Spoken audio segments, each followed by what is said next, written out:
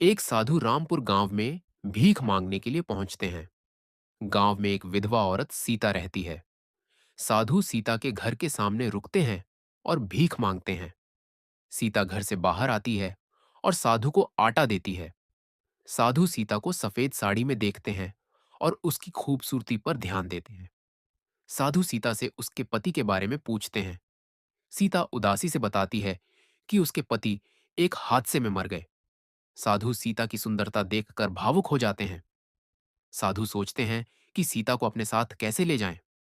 साधु सीता से बातचीत शुरू करते हैं। साधु पूछते हैं कि वह अकेली कैसे रहती है। साधु सलाह देते हैं कि विधवा का अकेला रहना ठीक नहीं। साधु कहते हैं कि सीता एक दोबारा शादी क्यों नहीं करती। साधु मीठी बातें करके सीता को फंसाने की कोशिश करते हैं।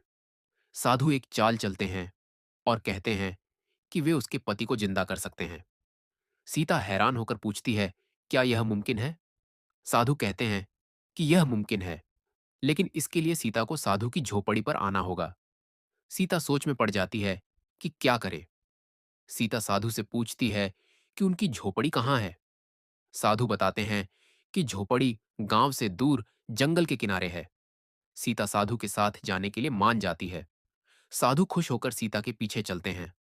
साधु झोपड़ी पहुंचने के बाद अगला प्लान सोचते हैं।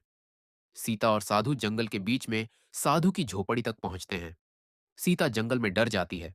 साधु सीता का हाथ पकड़कर उसे भरोसा दिलाते हैं। सीता पूछती है कि उसके पति को कब जिंदा करेंगे। साधु कहते हैं, सब्र करो, जरूर जिंदा करेंगे। रात हो जाती है। साधु कहते हैं, अब सो जाओ। सीता झोपड़ी के एक तरफ लेट जाती है, साधु दूसरी तरफ। साधु की नजरें सीता पर ही रहती हैं। साधु सीता की खूबसूरती पर मोहित हो जाते हैं। आधी रात को साधु उठते हैं और सीता के पास जाते हैं। साधु खड़े होकर सीता को ध्यान से देखते हैं। सीता नींद में महसूस करती है कि कोई पास खड़ा है। सीता पूछती है, बाबा, आप मेरे पास क्यों हैं? साधु कहते हैं, बस देखने आया था, ठंड तो नहीं लग रही। साधु सीता को कंबल देते हैं। सीता फिर सो जाती है। साधु अपनी जगह लौटते हैं। साधु की नजरें फिर सीता पर ही रहती हैं। वक्त गुजरता है। सीता साधु से पूछती है, मंत्र कब पढ़ेंगे? साधु कहते हैं, आज रात तुझे तेरे पति से मिला दूंगा। रात होती है। साधु मंत्र शुरू करते हैं। सीता खुश होकर कहती है, अब मुझे मेरे पति मिल जाएंगे। साधु थोड़ी देर चुप रहते हैं, फिर कहते हैं, एक समस्या है। साधु बताते हैं कि मंत्र तभी पूरा होगा जब साधु और औरत के बीच नजदीकी रिश्ता हो या शादीशुदा हो। साधु कहते हैं, अब फैसला तेरे हाथ में है। सीता परेशान हो जाती है। साधु पूछते हैं, क्या तू मुझसे शादी करेगी या एक रात मेरे साथ नजदीकी में गुजारेगी? सीता उलझन में पड़ जाती है। सीता सोचती है क्या करे, साधु पर भरोसा करे या नहीं। सीता सिर्फ एक रात की बात मान जाती है, लेकिन बाद में अपने पति को मांगती है। साधु कहते हैं, ठीक है, तुझे जरूर मिल जाएंगे। रात आती है। दोनों नजदीकी रिश्ता कायम करते हैं। झोपड़ी में रातें गुजरने लगती हैं।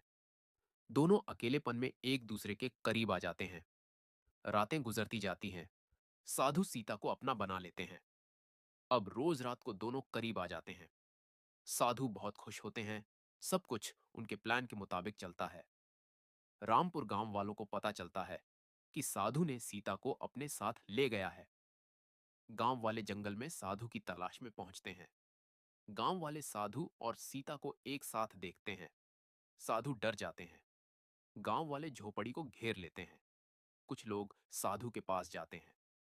गांव वाले सीता से पूछते हैं, तू यहां क्या कर रही है? सीता बताती है कि साधु उसे उसके पति से मिलवाएंगे। सीता साधु की नजदीकी में खो चुकी है। उसे समझ नहीं आता क्या करे। गांव वाले वापस चले जाते हैं। सीता को होश आता है। सीता और साधु के बीच बातचीत होती है। शाम को साधु सो जाते हैं। सीता बिस्तर पर लेट जाती है। महीनों बाद सीता को एहसास होता है कि उसने गलती की है। सीता तौबा करने का फैसला करती है। साधु को यह बात समझ आ जाती है। साधु कहते हैं, मैं तुझे रोकूंगा नहीं, जो मर्जी कर। साधु कहते हैं, अगर शादी करना चाहे तो मैं तैयार हूं। सीता कहती है, नहीं, मैं सिर्फ तौबा करूंगी। सीता कहती है, अब और गलती नहीं करना चाहती। मेरी आंखें खुल गई हैं। कहानी का संदेश आता है कि किसी पर अंधा भरोसा मत करो।